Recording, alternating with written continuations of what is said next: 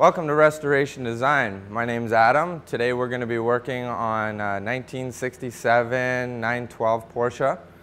Got lots of stuff going on this car. The majority of the flanges all around the bottom for about an entire inch all the way up have all been replaced. We've got the tunnel, both sides have been replaced, and the perimeter of the floor, front and back as well, have all been replaced. Because of the difficulty I went through and the time-consuming process of making all the flanges for the floor, we're going to come out with a perimeter kit for you guys. Also, we're going to come out with a kit for the tunnel here to replace the bottom inch and a half or so along the tunnel and all the flanges around the perimeter. That'll save you guys a lot of time when it comes to putting your floor in, having nice new flanges there to weld to. I'd also like to point out to you guys that our professional steel beater, Wes, has taken the time to replace the inner and outer rocker on both sides, and he's also taken the time to replace the heater tube that's inside. Being as all this was off, we were able to get at it, so we replaced a large section of it. Another point I'd like to make is down here in the tunnel. One of the things that we did is the brake line here was a little bit corroded. So it's best when you've got the tunnel open to replace or repair anything in here that you need to have done prior to installing your floor. Once the floor is in, it's a little more difficult to replace your lines in the tunnel. The floors that we make here at Restoration Design come in three pieces. There's a rear section, a front section, and then there's another section for the gas pedal area. Today we're going to be focusing on the two floor pans. I have here the rear floor pan, which I'm going to fit in place first for you guys.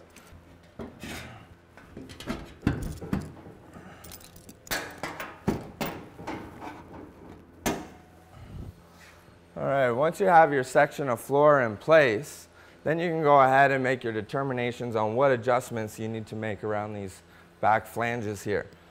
These flanges can be a little bit difficult to adjust in that, and they're not the same on every car. As you can see, there's a pretty decent gap along the back here of this flange. So all you do is you take your dolly and your persuasion and you tuck it up in there just a little higher than where the original flange has been, and you beat on it.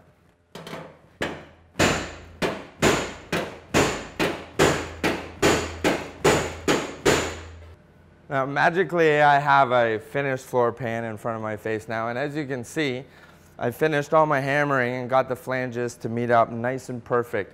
A little bit of adjusting here, a little bit of adjusting here, and it'll fit just nice as long as you take your time and do the job right. As you can see, all my holes for my rosette welds are there ready to go, as well as all the holes are in my flanges on the other side ready for welding. I think I'm going to go ahead, I'm going to grab the other pan and get that one in place too.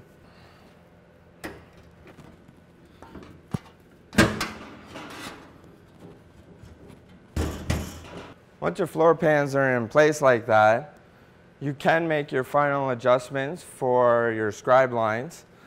Our pans come here a little bit big in the middle, so they overlap. So what you could even do is you could install them in place, let them overlap, and screw them down and remove the pan back out to make your scribe line and cut it to length. For some guys that are working on the floor and don't have a rotisserie available like the one we have on this car, it might be a good idea for you to fit the pans and everything, and then once you've got them fit and trimmed, put them back in place and just tack along the bottom and take the pan back out and put it on the bench to finish welding it, so you're not doing it all on your back laying on the floor. Okay, my pans are in place. I got them clamped. I need a few more screws in here to be able to secure the floor to the flanges in order to get a nice tight weld in there. Don't be afraid to use more than you think, because more is good when it comes to this stuff.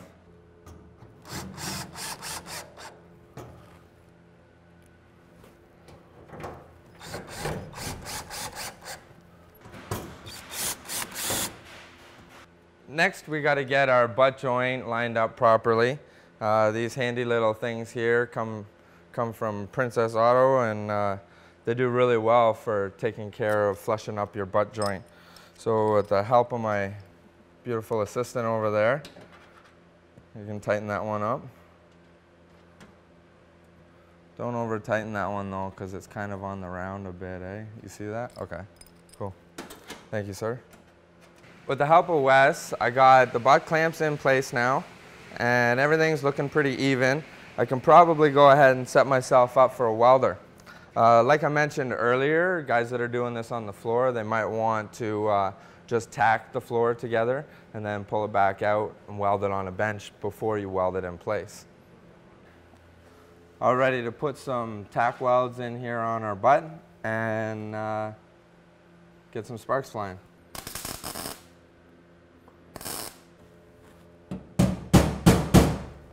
Got my floor tacked everywhere. It's nice and flush.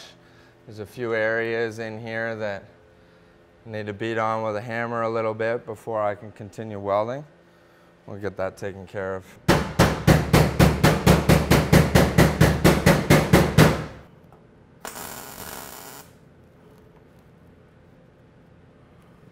I got my butt joint tacked together.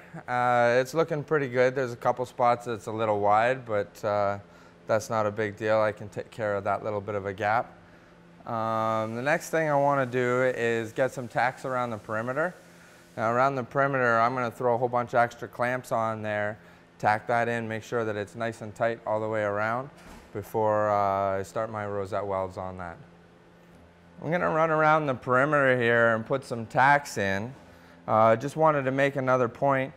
When I prepped the floor pans for install, I scribed around the perimeter and took the length of the flange, because the flanges that we have on our floor pans are larger than what you need, because it tends to vary from car to car how much flange you have there to weld onto. And if there's too much hanging down, it just kind of looks jerry-rigged.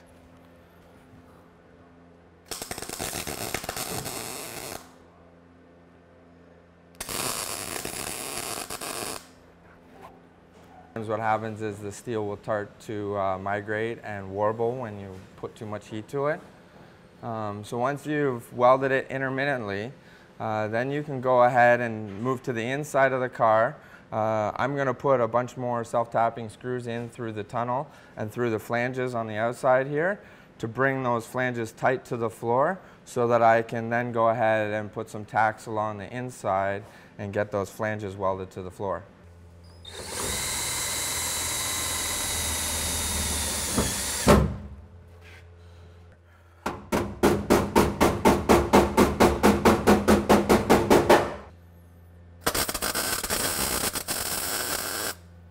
I'd like to keep talking to you guys, but as you can see, there's a whole lot of welding to do on this car, and it's going to take me a while to get it all done.